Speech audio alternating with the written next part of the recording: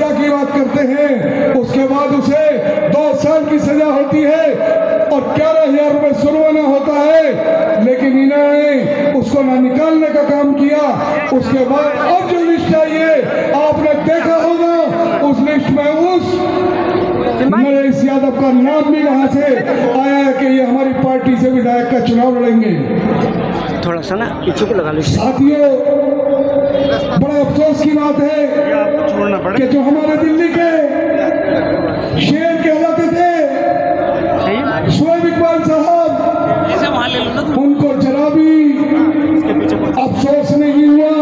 अगर उनको अफसोस होता तो वो ये कह देते हम आज ही पार्टी छोड़ते हैं और अरविंद केजरीवाल की पार्टी से चुनाव नहीं लड़ेंगे, चाहे हम आजाद लड़े या मजलिस से लड़े या मुस्लिम लीग से लड़े, किसी से भी लड़े, लेकिन हम दूसरे दल से जीत कर आएंगे।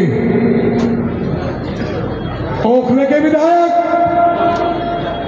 अमानत भाई कहते थे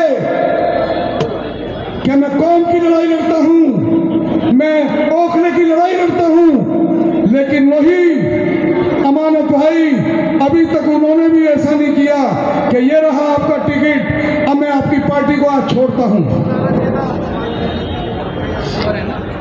इमरान हुसैन साहब मंत्री जी को देखिए, मंत्री जी का एक जवाब नहीं आया, उन्होंने भी पार्टी नहीं छोड़ी। आपने देखा होगा जमुना पार के शेर कहने वाले हमारे मतीन भाई, उनके बेटे का टिकट हो जाता है और वो मतीन भाई आम आदमी पार्टी में जाते हैं और आम आदमी पार्टी से वो टिकट लेते हैं, उनके बेटे को दिलाते हैं। अभी तक मतीन भाई को भी शर्म नहीं आई कि मैं इस दल को छोड़ रहा हूं और मैं आजाद भी जीत जाऊंगा। वही जाफराबाद की जनता ने उनको 98 के अंदर जब उनका कांग्रेस से टिकट कटा था, वही सिलमपुर की जनता ने उन्हें आजाद जिताया था। क्या आज आजाद नहीं जीत सकते? क्या आज मजलिस से नहीं लड़ सकते? क्या मुस्लिम लीग से नहीं लड़ सकते? अरे किसी भी पार्टी से लड़िए, लेकिन इस पार्टी को छोड़ दीजिए। एक हमारे यहाँ आए हैं आदिल साहब, देखिए इनको भी जरा भी शर्म नहीं आई। अरे ये तो छोड़ देते पार्टी, लेकिन ये भी छोड़ते नहीं। इनको सिर्फ और सिर्फ भाइयों बुजुर्गों से इनको सिर्फ एमएलए बनना है, इन्हें सियासत करनी है, इन्हें एमएलए बनना है।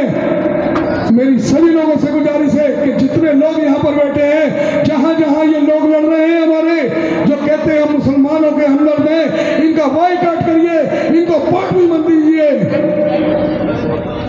अभी आपने देखा होगा हमारे यहाँ के एक निगम पार्षद हैं सेठी साहब, हाजी खुसरो साहब, वो कहते हैं इसी कांग्रेस पार्टी के लिए कि ये कांग्रेस पार्टी, अभी मेयर के चुनाव थे तो मेयर के चुनाव में ये कहते हैं कि मेयर का चुनाव है, आप हाउस में मत जाइए, आप वोट मत डालिए, आप अपने घर बैठ जाइए। उनका स्टेटमेंट है, आप पढ़ लीजिए।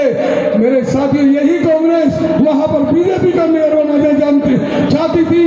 बीजेपी की भी टीम अरविंद केजरीवाल है, कांग्रेस पार्टी है। मेरे साथियों, मेरे बुजुर्गों, एक एक वोट हाजी ताहिर साहब को डाल दीजिए। मेरी आप लोगों से अल्लाह के वास्ते गुजारिश है। आपने देखा होगा आज 5 साल के आसपास हाजी ताहिर साहब को जेल के अंदर हो गए हैं, अभी तक बच्चे कैसे भी लग रहे हैं उनके। उन्होंने अपने माँ बाप को नहीं देखा है। हमने ईदों पर कपड़े पहने हैं, हमने खाने खाए हैं, हम रात को अपने पापा से बात करते हैं, बड़ी अपनी से बाप हमारा सर पर हाथ रखता है, लेकिन उसमें उन बाप को देखिए जो बेटे और बेटियां, उनका हाल देखिए कि आज बाप उनके साए पर नहीं है, कितनी दूर जेल काट रहा है। मेरे साथियों बुजुर्गों, आपको अल्लाह का वास्ता है, कल से निकल जाइए पूरे क्षेत्र में। आप लोग चाहिए, मैं आप लोगों से अल्लाह के वास्ते भीख मांगता हूँ, एक एक बोतल ताहिर हुसैन साहब को डाल दीजिए।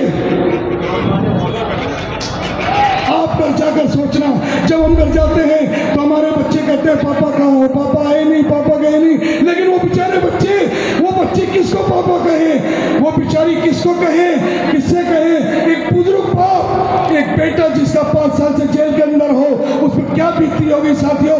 आज रात जाकर सोच लीजिए, यहाँ से जाकर एक एक वोट डाल दीजिए।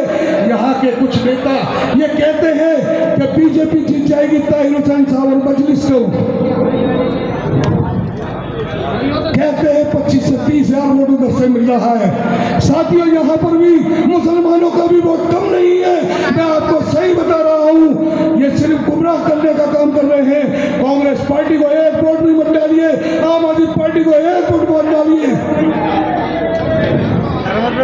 आज हमारे राष्ट्रीय अध्यक्ष जनाब असुद्दीन ओवैसी साहब आ रहे हैं।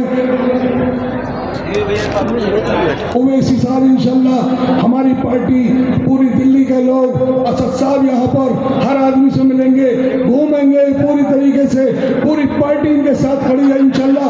आप लोग भी खड़े हो जाइए और एक एक वोट ताहिर हुसैन साहब को, हमारी मजलिस पार्टी को पतंग के निशान पर बटन दबा दीजिए। खुदा हाफिज, अस्सलाम वालेकुम।